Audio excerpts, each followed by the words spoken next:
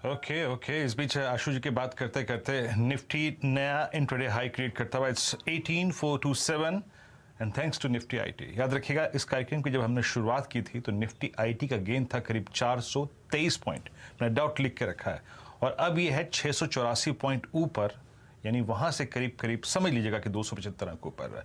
अच्छा आशु जी, आपका यूपीएल बहुत, अगर आप देखें, अच्छा टेक्निकल पैटर्न यहाँ पे है, कौन कोर की बात हो गई यहाँ पर और डेल्टा की। आशु जी, पिछले 6 महीने में एक एक करके बहुत सारी मिड कैप्स में थीम आई है। मैं I am talking about cash calls, paper stocks ने मूव दिया, और आपने देखा होगा उसके फुटवियर स्टॉक्स ने मूव दिया, रेलवे स्टॉक्स ने मूव दिया, मिड कैप बैंक्स ने स्टॉक काफ़ी अच्छा मूव दिया।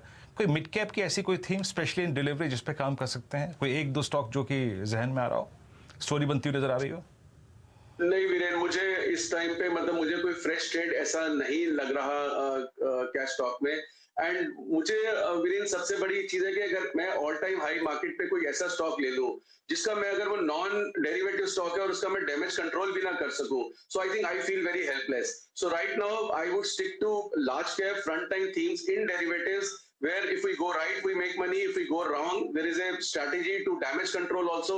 देखो मेरा ट्रेड गलत जरूर जाएगा, ये तो पक्की बात है। मतलब this is the reality, biggest reality in life कि ट्रेड मार्केट में आप करोगे गलत जरूर जाएगा, लेकिन डेरिवेटिव मार्केट हमारे को आपको एक अपॉर्चुनिटी देती है कि उस ट्रेड को डैमेज कंट्रोल कैसे कर सकते हैं। So I said as a discipline, जब लार्ज क्लाइंट पॉपुलेशन को देखो वीरेन, अगर मुझे प्रॉप ट्रेडर बनना है या प्रॉप ट्रेडर की तरह बात करनी है या एक सेलेक्ट की तरह बात करनी है तो डिफरेंट है, but when we have to cater to large clients and the trade should be such which are highly liquid और हम उसको डैमेज कंट्रोल भी कर सके। So I think right now at this level I would refrain from getting into any mid cap ideas other than banks. But banks में मैंने बात की, मुझे लगता है कि banks have done their bit, और ये आज की अभी जो मूवमेंट है वीरेन में, I was right now talking कि ये तो जो शॉर्ट है उसको फंसाने के लिए है कि अगर वो 18,300 और 350 और 400 की कॉल्स राइट हुई थी तो उसको फंसना ही है। So this is a one day trade. अब still I am positive on index, but stocks में मुझे अभी भी बहुत मजा नहीं आ रहा, क्योंकि वो स्टॉक्स इंडेक्स को तो मैनेज कर लेंगे, सेक्टोरल रोटेशन होगी, आईटी चल जाएगा,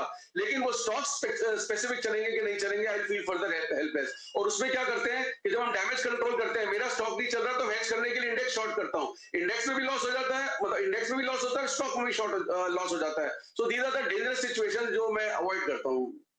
एक स्टॉक जिसने इस महीने अच्छे रिटर्न्स दिए हैं आशु आफ्टरनून, वो है अपोलो हॉस्पिटल्स। 4800 के ऊपर आज ट्रेड करता हुआ, और मैं नवंबर का महीना देख रही थी, तकरीबन इस सीरीज में 9% का इजाफा देखने को मिला है। ये बताइए कि अभी भी मौका है स्टॉक में तेजी करने का, क्योंकि अब तक जो कमेंट्री आई है कंपनियों की तरफ से वो काफी मजबूत रही है।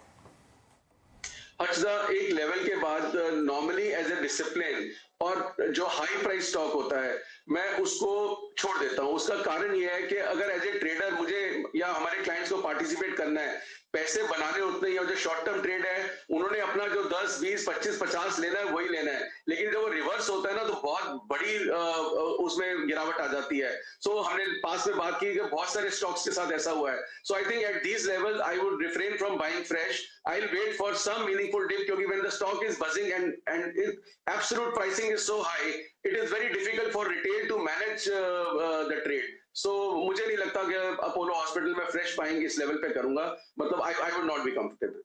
चलिए आशु जी, शुक्रिया आपका ये पूरे सारे स्टॉक्स पर स्ट्रैटेजी रखने के लिए, और बात करेंगे आपसे अब अगले हफ्ते। आज के लिए शुक्रिया आपका। तो ये आशु मदान का